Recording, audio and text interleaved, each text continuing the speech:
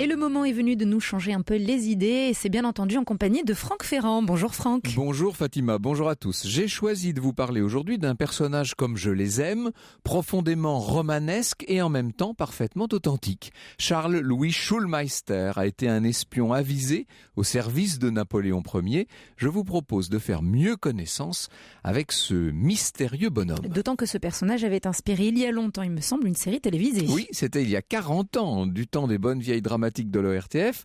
Le feuilleton s'appelait Schulmeister, espion de l'empereur, avec Jacques Fabry dans le rôle de Monsieur Charles. J'allais dire, souvenez-vous Fatima, Non, mais comment pourriez-vous vous souvenir de ça? J'aurais du mal, effectivement. Mais je vous l'ai dit, cette vie est un véritable scénario d'espionnage.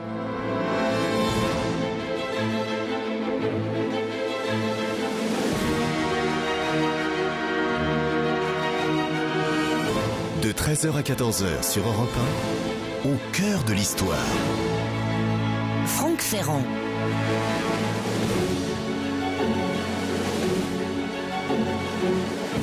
C'est un des grands moments de l'histoire napoléonienne. À la fin de l'été 1805, l'empereur, qui avait amassé une armée sur les côtes de la mer du Nord pour s'en aller envahir l'Angleterre, décide de faire volte-face.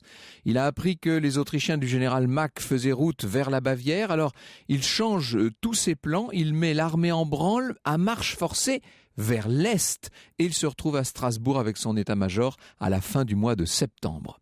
C'est là, un soir où, comme ça lui arrive souvent, il est plongé dans l'examen de cartes allemandes, qu'un sujet du margrave de Bade se présente à lui avec une requête. Il désire intégrer le renseignement français. « Votre nom ?» demande l'empereur. « Charles Schulmeister, sire. » Vos recommandations ? Sire, je n'en ai pas. Napoléon dévisage son visiteur, un jeune homme roux aux yeux bleus, pas de titre, pas de recommandation, d'un geste brusque, il renvoie Schulmeister, pas de temps à perdre. 5 minutes plus tard, l'empereur sort de son cabinet de travail et dans le couloir, il croise un petit bourgeois qu'il n'a jamais vu. « Eh bien, mais qui êtes-vous ?»« Mais sire, je suis Schulmeister, c'est moi que votre majesté vient de renvoyer. » Napoléon l'observe, il n'en croit pas ses yeux. En quelques instants seulement, ce jeune homme a su se transformer pour prendre un aspect méconnaissable. L'empereur esquisse un sourire, Schulmeister n'ose faire de même. En attendant, il est admis à s'enrôler comme agent au service de la France. Cette anecdote a été très souvent racontée, elle est assez belle, mais je m'empresse de vous avouer que sur un plan historique, elle est complètement fausse. Évidemment, on n'accédait pas aussi facilement à l'état-major de l'empereur, et du reste, en septembre 1805, Charles Schulmeister était tout sauf un inconnu pour l'administration impériale. Je dirais même qu'autour de Napoléon, on savait déjà tout de lui. Il a 35 ans à cette époque puisqu'il est né en 1770 à Neufreistedt, donc en pays de Bade. Son père, son grand-père étaient des pasteurs luthériens. Il a reçu une solide éducation. Il parle allemand bien sûr et français comme beaucoup de Badois de l'époque, mais aussi anglais et italien. À 22 ans, il a épousé Charlotte, la fille d'un ingénieur. Il s'est installé comme ferrailleur, marchand de fer si vous voulez, à une époque celle de la révolution industrielle où le fer est extrêmement recherché et permet de faire des fortunes rapides. Il vient s'installer, notre Badois, monsieur Schulmeister, à Strasbourg, après la Révolution. Et là, il est épicier en gros. Il vend du sucre, de la chandelle, autrement dit des denrées taxées qui se prêtent assez bien à la contrebande de part et d'autre du Rhin. Mais oui, que voulez-vous ? Il faut bien pimenter un peu l'existence. C'est dans cette contrebande que Schulmeister acquiert cette haine de la douane et des douaniers qu'il va nourrir toute sa vie. Vous vous doutez bien du reste que le genre de trafic mené par le sieur Schulmeister ne pouvait pas rester bien longtemps inconnu de la police consulaire, surtout quand cette police était dirigée par un certain Fouché. Fouché, vous savez, l'homme qui sait toujours tout sur tous. L'autre œil de Bonaparte, à partir de 1804, on dira l'autre œil de Napoléon, c'est Savary, et Savary est entré en contact avec Schulmeister dès ses premières campagnes sur le Rhin. Savary, pour bien fixer les choses, c'est ce général responsable de la police et du renseignement de la Grande Armée. Si l'entrevue directe à Strasbourg entre Napoléon et Schulmeister n'a donc pas eu lieu, ou pas de la façon que je vous ai dite, en tout cas Savary, lui, a bel et bien confié une mission à Schulmeister. Monsieur Charles, comme il se fait appeler, va devoir se rendre... C'est une mission d'intoxication, si vous voulez. Il se promène en compagnie de 2 acolytes dans le secteur d'Ulm, où se trouve le grand chef autrichien, l'Autrichien, le général Mack, et il bavarde, Schulmeister, il bavarde à dessein. Les Français ne sont pas très nombreux, ils vont passer par la forêt noire, enfin il raconte tout ce qu'il croit savoir. Vous savez ce qu'il en est, en fait, les Français sont extrêmement nombreux et ils vont passer par le nord du Rhin et le Danube. Jusqu'où l'intoxication de Schulmeister a-t-elle réussi? Ce qui est certain, c'est que dès le 20 octobre, Mack aura capitulé et il aura fait rendre les armes à 40 000 Autrichiens. Aussitôt, notre Badois s'en vient trouver Savary et il lui arrache une nouvelle mission.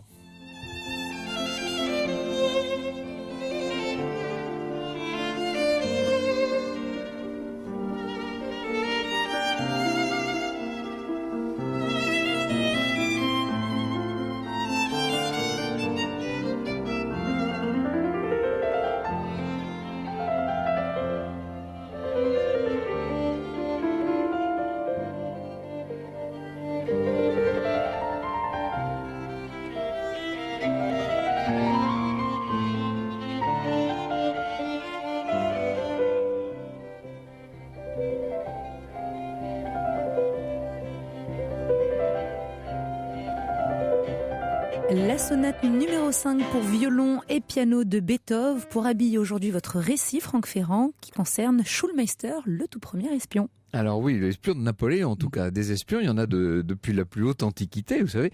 Quelques jours plus tard, il a un sauf-conduit qui a été signé par Mack. Voilà notre Schulmeister à Mühldorf, c'est entre Munich et Salzbourg, en train de souper avec un vieil ami à lui, le lieutenant Rudzki. C'est un Autrichien donc, et qui parle, parce que évidemment, la soirée avançant, on boit un petit verre, et puis deux. Et ce Rudzki raconte à Schulmeister que le lendemain, à Brunau, il doit porter une missive importante au général Merfeldt. Alors, à ce moment-là, Schulmeister saute sur l'occasion. « Laisse-moi t'accompagner », propose-t-il. « J'ai tout un tas de renseignements qui pourraient intéresser ton général. » Et voilà le loup introduit dans la bergerie. Schulmeister commence par donner des renseignements exacts à Merfeldt. Vous voyez, on fait toujours comme ça, des renseignements sans conséquence. C'est la tactique classique de tout agent d'intoxication. Et en échange, il glane des renseignements extrêmement utiles sur les positions russes et autrichiennes, informations qu'il s'empresse de rapporter à Savary basé à Munich. Dans la foulée, on lui confie une nouvelle mission à Linz cette fois, en compagnie d'un autre agent qui s'appelle Rippmann. À l'auberge, les deux comparses font la connaissance d'un certain Joseph von Rueff, qui est un Autrichien en train de fuir devant l'avance française. Ils le convainquent de rallier leur camp et les voilà qui repartent tous les trois pour Vienne. Rippmann doit s'arrêter en route pour attendre Savary. Les deux autres continuent donc seuls et c'est à un moment où ils sont en train de changer de chevaux, ils sont à un relais, un peu plus loin donc sur la route, qu'ils apprennent l'arrestation de Rippmann par la police autrichienne. Schulmeister cherche aussitôt une voiture pour aller porter secours à son comparse, mais au moment où il allait s'en aller, où il allait s'envoler, si je puis dire, des grenadiers surgissent, on lui passe des menottes, et tel est pris qu'il croyait prendre. En vérité, ce von Rueff était un agent à la solde des Autrichiens. Rippmann, et Schulmeister se sont fait avoir. Alors ils vont être réunis, on les envoie à Vienne en fourgon de force afin d'y être fusillés, peut-être même pendus. Ça sent le roussi cette fois pour Monsieur Charles. Mais bientôt, les Français vont faire leur entrée à Vienne et c'est ce qui va sauver Schulmeister après un épisode, disons-le, extrêmement nébuleux au cours duquel il serait parvenu à fausser compagnie à ses gardiens de sorte qu'il est libre mais fugitif au moment de l'entrée de Napoléon dans la capitale autrichienne. C'est étrange tout de même cette affaire. Quoi qu'il en soit, Savary nomme sur le champ Schulmeister commissaire général de la police viennoise. On est bientôt dans l'allégresse suscitée le 2 décembre 1805 par la formidable victoire d'Austerlitz. La campagne s'achève. Schulmeister va pouvoir rentrer à Strasbourg où il installe sa femme et ses enfants dans un beau château qu'il a acquis avec la rémunération de ses services. Le moment est-il venu pour notre homme de se retirer des affaires délicates? Mais sûrement pas quand on a pris le virus du renseignement et des missions délicates. C'est un virus qui ne vous quitte plus jamais. L'histoire sur Europe 1, c'est avec Franck Ferrand.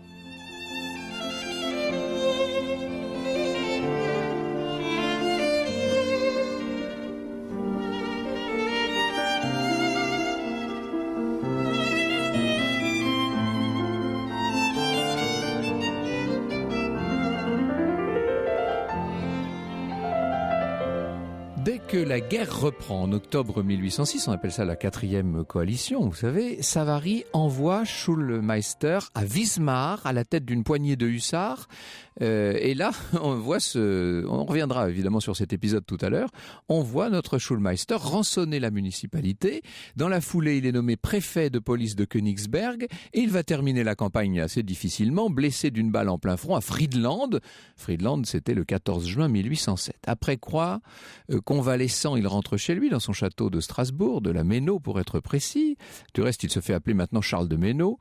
La carrière de Schulmeister dans le renseignement n'est pas finie. On le retrouvera dans les coulisses de l'entrevue d'Erfurt pour veiller à la sécurité des têtes couronnées réunies par Napoléon. En 1809, il est encore commissaire général de la police à Vienne et un contemporain affirme qu'il inspire aux Viennois une véritable terreur. Il faut dire qu'il n'a pas son pareil, Schulmeister, pour recueillir au bon moment les bons renseignements sur les bonnes personnes. Rien ne paraît pouvoir échapper à sa vigilance. Schulmeister, alias Méno, participera personnellement à la bataille de Wagram. Ce jour-là, le 5 juillet 1809, il a installé son poste d'observation dans le grenier d'une ferme où des observateurs autrichiens, semble-t-il, l'auraient repéré et identifié. On est encore là dans une des belles anecdotes dont on se rend compte à mesure qu'on creuse le sujet, qu'elles sont souvent un peu apocryphes. Nous verrons ce qu'il en est tout à l'heure en compagnie de mon invité. En tout cas, l'anecdote, la légende veut qu'une patrouille d'Autrichiens ait été dépêchée sur place avec pour mission d'arrêter le sieur Charles. Quand les Autrichiens arrivent à la ferme, ils n'y trouvent en fait qu'un vieux paysan qui a le visage plein de mousse de savon. Il est occupé à se raser. « Où est-il » demandent les soldats. « Où est l'espion français ?»« Là-haut » répond le vieillard. « Mais il est blessé, dépêchez-vous, il n'en a plus pour longtemps. » Vous vous doutez bien qu'en montant dans les greniers, les soldats n'y trouveront personne, et plus personne non plus en redescendant. Aucun doute, Schulmeister avait du sang-froid et pas moins d'habileté. Sa carrière d'espion et de policier va néanmoins s'arrêter là. En effet, Napoléon, de plus en plus proche de Savary, qui est devenu duc de Rovigo, va nommer celui-ci, vous savez, à la place de Fouché. C'en est fini des aventures, et plus encore lorsqu'en 1814, l'Empire s'effondre et que Louis XVIII s'installe aux Tuileries. Monsieur Charles va disparaître tout un moment dans la nature. On dit qu'il serait allé voir Napoléon exilé à l'île d'Elbe. On prétend qu'il se serait vu confier pendant les 100 jours la mission pour le moins périlleuse et pour le moins rocambolesque d'aller délivrer l'Aiglon à Vienne. Je vous dis que tout cela, nous allons en avoir le cœur net, nous allons voir dans un instant avec Gérald Arbois qui publie un ouvrage sur Schulmeister, une biographie aux éditions Ouest France. Nous allons voir avec Gérald Arbois ce qu'il en est. Sachez qu'à Strasbourg, sous le règne de Louis-Philippe, les passants croisaient parfois, on est donc là dans les années 1840, un petit vieillard très soigneux de sa personne, toujours correctement vêtu, aimable, poli, prévenant, ayant plutôt les allures d'un notaire honoraire que d'un homme qui avait pris Wismar au galop à la tête de 13 hussards. Monsieur Charles avait fait de mauvaises affaires, il avait tout perdu. Il avait d'ailleurs perdu aussi sa femme et son fils, et il se réfugiait, là du monde, dans un petit appartement de la place de Breuil, au milieu de ses chats angora. Bonjour Gérald Arbois. Bonjour. Merci beaucoup d'être notre invité. Vous avez donc publié aux éditions Ouest France une biographie de Schulmeister, dont il faut bien dire, et c'est tout le long chapitre historiographique qui termine votre livre, qu'elle est moins romanesque que ce que le personnage pourrait laisser penser. Vous nous présentez en fait un Schulmeister qui est effectivement un agent, qui effectivement a une vie assez extraordinaire, mais qui n'est pas le James Bond 007 du temps de l'Empire, tout simplement parce que cette forme-là d'espion n'existait pas au début du 19e siècle.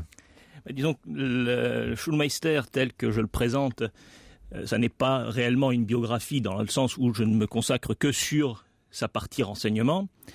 J'emploie à dessein le terme de renseignement parce que le terme d'espionnage ou d'espion est quand même assez péjoratif. Et, s'il y avait eu une anecdote à raconter, c'était quand même celle de 1819 où un publiciste allemand a écrit une chronique à Strasbourg, qu'il a fait publier à Strasbourg, intitulée « L'espion ». Naturellement, il visait Schulmeister. Schulmeister le retrouve à l'auberge, parce qu'effectivement, c'était un des lieux de socialité de l'époque. et il l'a correctement rossé, histoire de lui faire comprendre qu'il n'était pas un espion. Oui, donc il refusait cette image-là. Alors vous nous racontez, à longueur de page, comment la légende de Schulmeister s'est peu à peu développée pendant tout le 19e siècle. Mais disons que Schulmeister réapparaît en termes de légende après l'annexion de l'Alsace et de la Moselle à l'Allemagne. Et donc, les Allemands le redécouvrent sous une autre logique. D'abord sous la logique du citoyen de Strasbourg, et puis ensuite, non pas justement de l'espion, mais de cet astucieux personnage qui a berné les Autrichiens.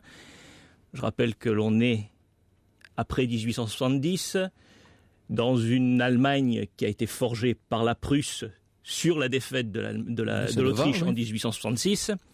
Donc c'est une histoire, enfin c'est un pavé dans l'astuce viennoise plutôt que une volonté de naturaliser allemand un alsaco-badois. Mm-hmm.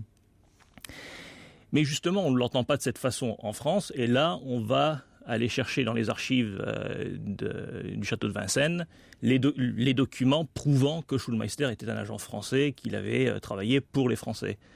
Et c'est là que se forge cette espèce d'image de pont de Schulmeister entre la France et l'Allemagne, alors qu'à l'origine, on l'a sorti des placards de l'histoire simplement pour narguer les Autrichiens. Il n'est devenu un personnage vraiment romanesque que sur le tard, disons-le. Il ne devient un personnage romanesque qu'à partir du moment où on va, à partir de cette fin du 19e siècle, puisque les archives ne sont pas accessibles. Effectivement, c'est un petit personnage dans la grande machinerie impériale. On ne le connaît pas. Et donc, on va essayer de trouver les choses. Alors, comme on est à la fin du 19e siècle, juste après 1870, on a encore des gens qui ont vécu cette époque-là. Comme on se situe dans un contexte purement et typiquement strasbourgeois, on a encore des gens qui l'ont connu, qui ont travaillé avec lui, soit pendant l'Empire, soit dans les périodes qui ont suivi. Donc, on va collecter toutes ces anecdotes. Et puis la mémoire défaillante, la volonté d'embellir le souvenir de Napoléon et de l'épopée, et puis l'idée d'avoir un petit peu de cette épopée, fait qu'on va raconter beaucoup de choses, on va embellir et amplifier le personnage, et au final, ça n'est pas ce que l'on croit. Alors, grâce à vous et grâce aux recherches que vous avez faites, nous allons pouvoir savoir exactement ce qu'a fait ce Schulmeister et ce qu'il n'a pas fait.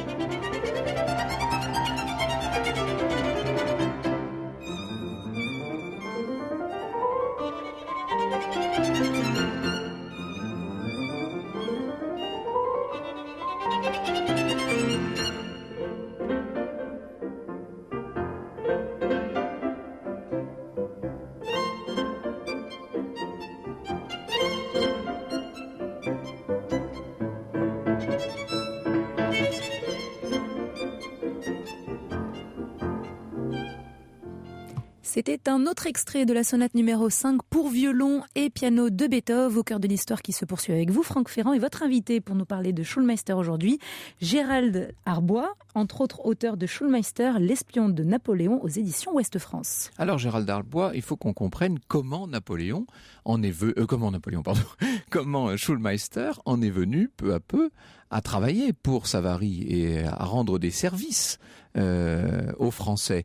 Au départ, nous sommes bien d'accord, c'est un Badois qui vient s'installer à Strasbourg à la fin de la Révolution ?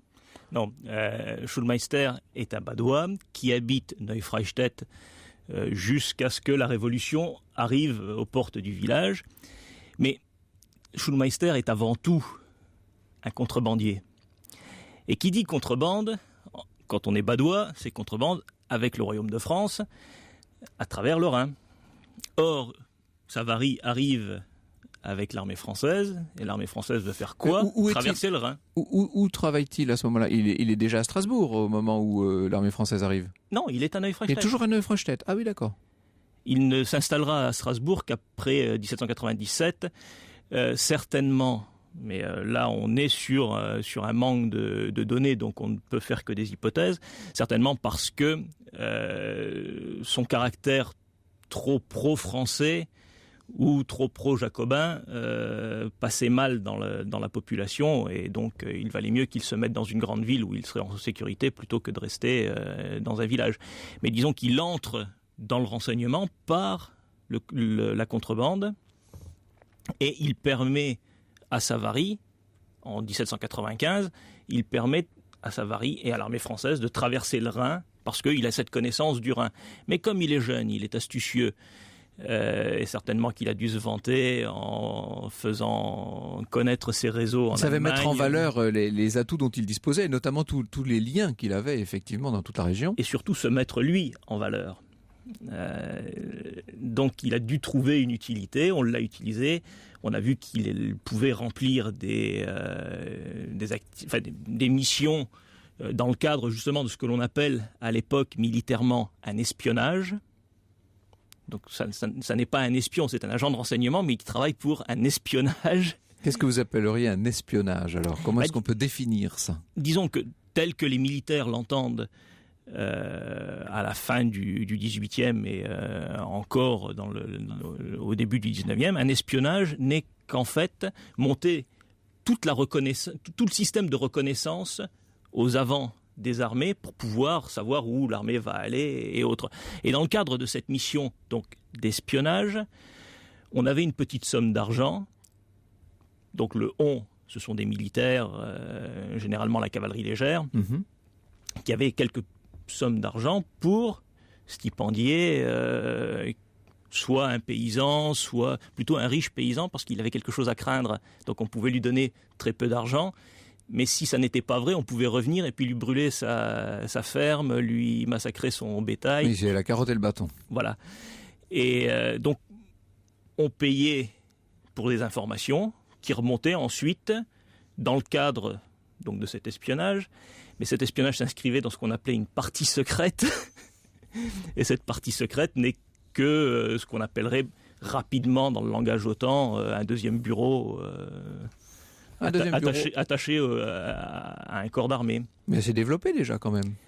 Non, on est vraiment sur des choses qui sont faites de façon vraiment aléatoire, parce que chaque corps d'armée n'avait pas forcément un officier qui était bon pour pour animer une partie secrète. En règle générale, dans chaque armée, on avait juste un officier qui était l'officier chargé de la partie secrète. Et donc on peut estimer qu'au moment où l'armée française se présente face au Rhin en 1795, c'est Savary qui est l'officier chargé du renseignement pour toute l'armée. C'est une supposition, mais en même temps, les faits nous montrent qu'on est face à ce responsable du renseignement. C'est Beethoven qui nous accompagne cet après-midi, donc nous allons entendre un petit extrait du concerto numéro 5, baptisé, surnommé l'Empereur.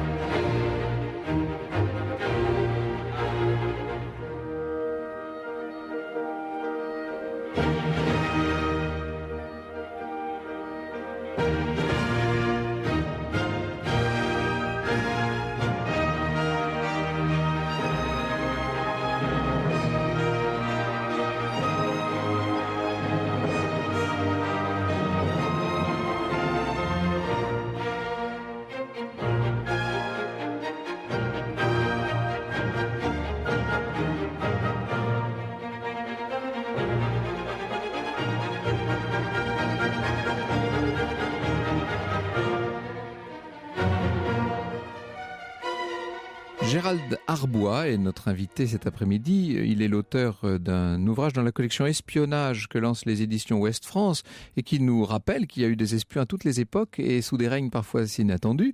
En l'occurrence, il s'agit de Schulmeister, l'espion de Napoléon, qui était, vous nous le faites comprendre, avant tout un agent de Savary, en quelque sorte, avant d'être l'espion de Napoléon. Avant d'être l'espion de Napoléon, et peut-être même avant d'être l'espion de Savary, c'était un espion de Fouché. Oui, d'ailleurs, oui. Disons que les limites du renseignement à cette époque-là ne sont pas aussi strictes qu'elles peuvent l'être aujourd'hui. Et avec Schulmeister, on voit justement qu'on a quelqu'un d'intelligent qui est utilisé parce qu'il a des activités qui ne sont pas très légales ou licites, savoir la contrebande. On va l'utiliser militairement pour traverser le Rhin, on va l'utiliser pour reconnaître les avants de l'armée, mais on va l'utiliser également pour surveiller les Jacobins au moment où ceux-ci ne sont plus en cours. Donc en fait, on va l'utiliser sur des missions politiques, d'infiltration des mouvements extrémistes de l'époque. On va l'utiliser sur des missions militaires. Pour faire de l'intoxication, d'une façon ? L'intoxication, en fait, la manœuvre d'Ulm est quelque chose d'assez inédit. Et ça n'est pas... Ça n'est pas le cœur de son... Ça n'est pas le cœur de son activité, ça n'est pas le cœur de ce qui se fait au niveau du renseignement à l'époque. Et surtout, ça n'est pas lui, de son propre chef, qui a décidé... On lui a donné évidemment les renseignements qu'il devait fournir aux Autrichiens. On lui a fait savoir quels étaient les faux renseignements à véhiculer, à faire connaître. On lui a donné, puisqu'on est dans une opération d'intoxication, on lui a donné des informations qu'il pouvait diffuser. On lui a donné également un questionnaire de ce qui était la curiosité de l'état-major à l'époque. Et puis surtout, on a mis en scène son expulsion de France. Et comme c'était une opération qui était menée dans le plus grand secret, on a oublié que les gendarmes qui l'ont raccompagné à la frontière, eux, agissaient officiellement et pas...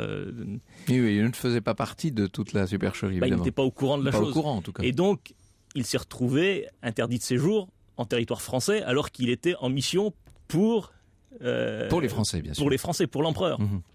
Donc là, il a fallu ensuite faire rapporter l'arrêté d'expulsion. C'est pour ça que le 1er octobre, donc dans l'anecdote que vous racontiez, comme quoi il a été berné Napoléon pour entrer dans l'espionnage, il ne pouvait pas être sur le territoire français puisqu'il... Physiquement, déjà, il n'y était plus. Physiquement, il n'y était plus, il ne pouvait pas y revenir, et puis physiquement, il était plutôt proche d'Ulm, donc à 150 km de Strasbourg. Son travail était d'influencer les plus hauts dirigeants militaires ou simplement de faire passer des nouvelles ou des rumeurs à travers la population ? Il faut bien comprendre ce qu'est le renseignement et le renseignement militaire à l'époque.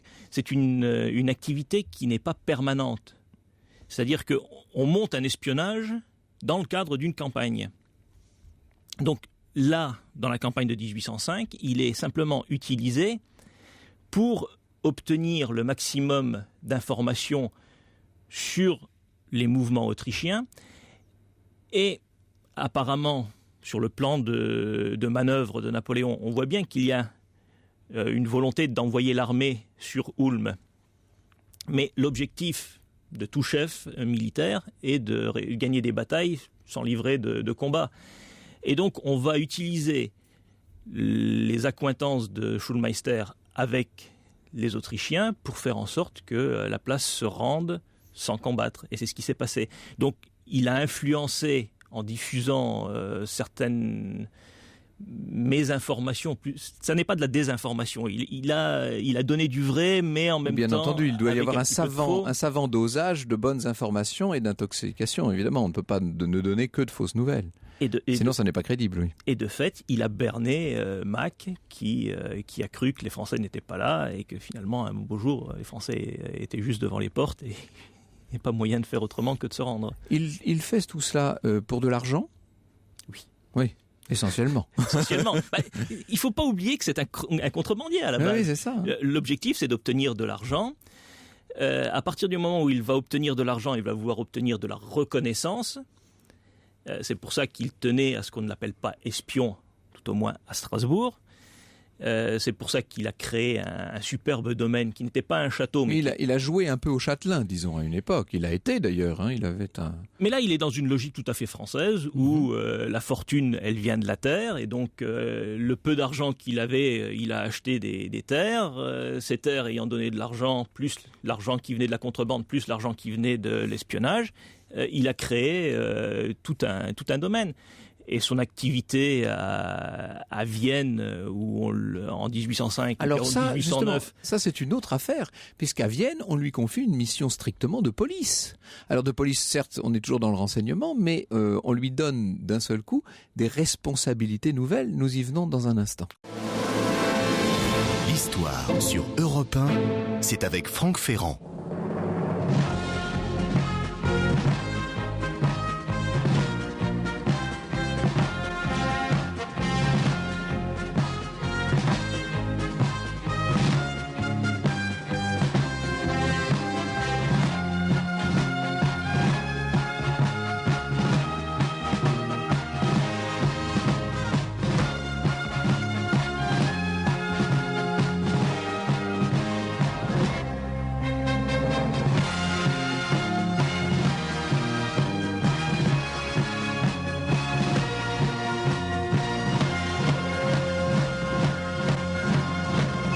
Ce vendredi, au cœur de l'histoire, met à l'honneur Charles Schulmeister, premier espion de Napoléon, à l'instant le générique de la série télé dont on parlait au début de l'émission, qui lui était consacrée en 1971 sur l'ORTF. Alors là, le personnage qu'interprétait Jacques Fabry était une sorte de James Bond avant la lettre. On était dans un espion qui ne ressemblait pas du tout à ce que vos travaux vous ont permis d'exhumer, à vous, Gérald Darbois. Non, mais Jacques Fabry, c'est l'époque aussi des premiers James Bond. Oui, c'est ça, voilà. Et donc, il fallait bien franciser. On avait trouvé un James Bond à nous, en fait. On avait trouvé un qui était à la taille de nos besoins. Ouais, donc, on a créé une opération marketing, on va dire. Mais ça n'est pas le vrai Schulmeister. Quoique, il emprunte des traits et des activités que le vrai Schulmeister a eu à faire. Et là, on en revient finalement à cette notion qui est abstraite encore à l'époque de renseignement. C'est pour ça qu'on utilise l'appellation plus commode et médiatique d'espion.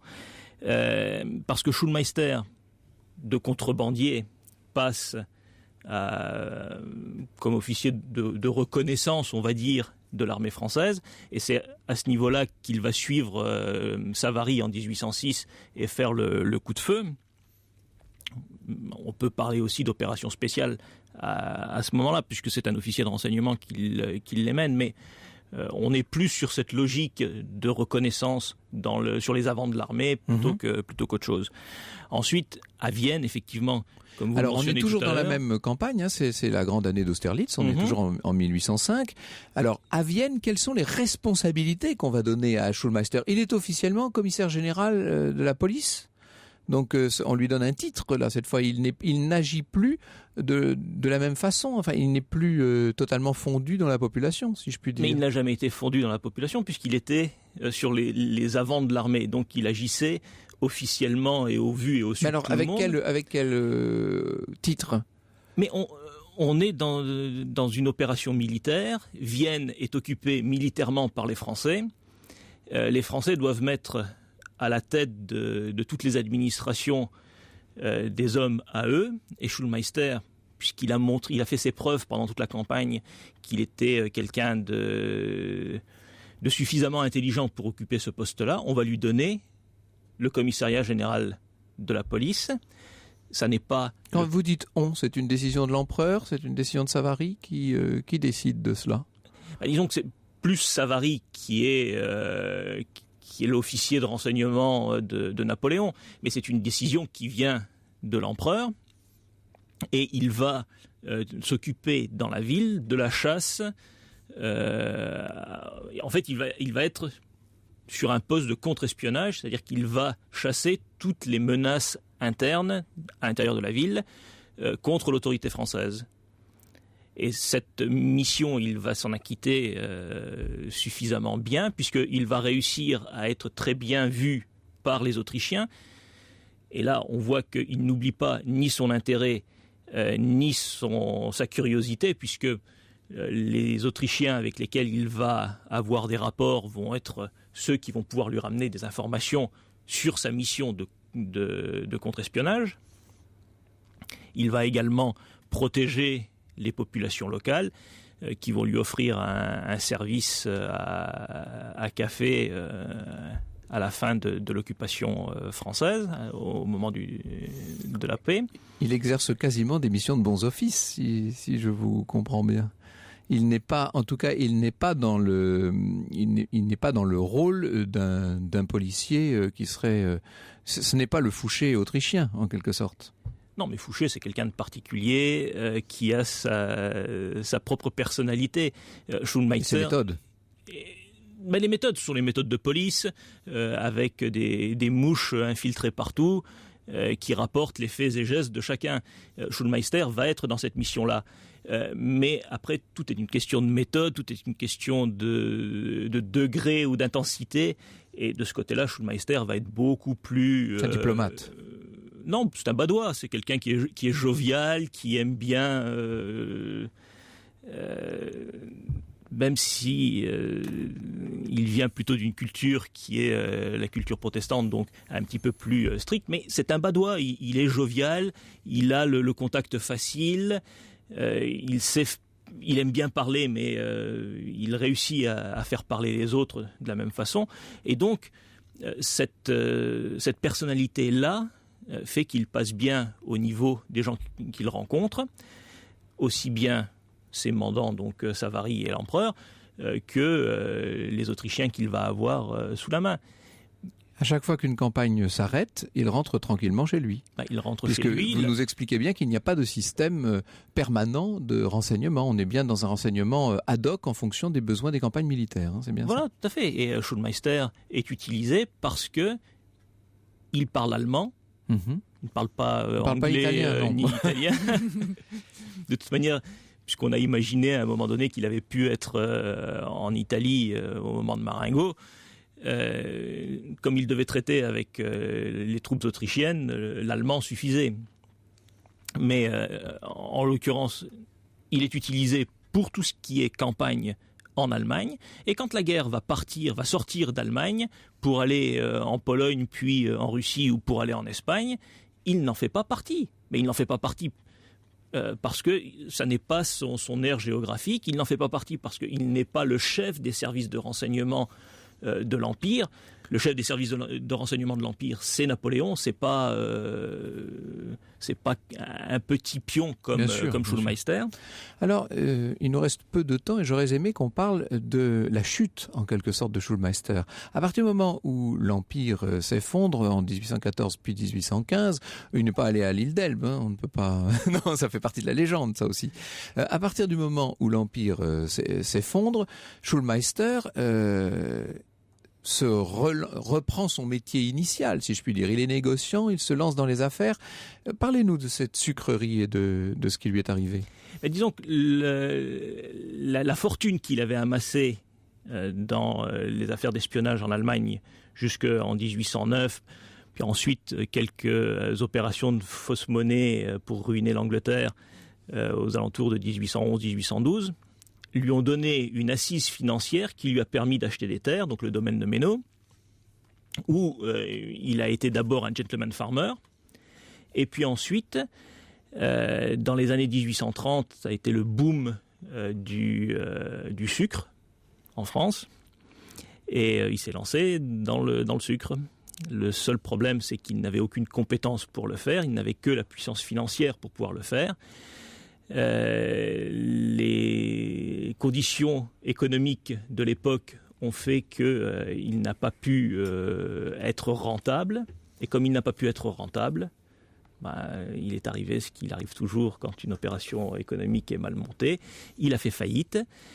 Et comme son gendre était le directeur de la Banque de France à Strasbourg, il a été hébergé juste à côté de la Banque de France. Et c'est là que Napoléon III l'a rencontré, juste un petit peu avant sa mort.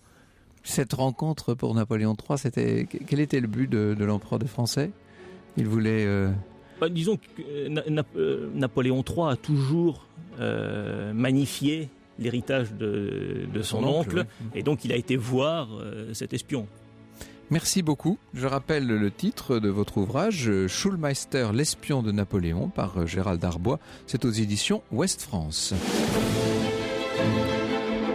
Franck Ferrand nous parle de son nouveau livre. Vous aimez Au cœur de l'histoire sur Europe 1, alors ce message est pour vous. Parmi les grands récits de l'émission, j'ai choisi mes préférés et j'en ai fait un livre.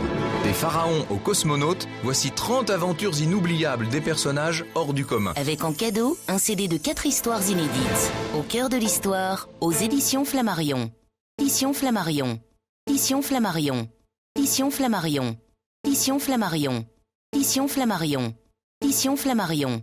Éditions Flammarion. Éditions Flammarion.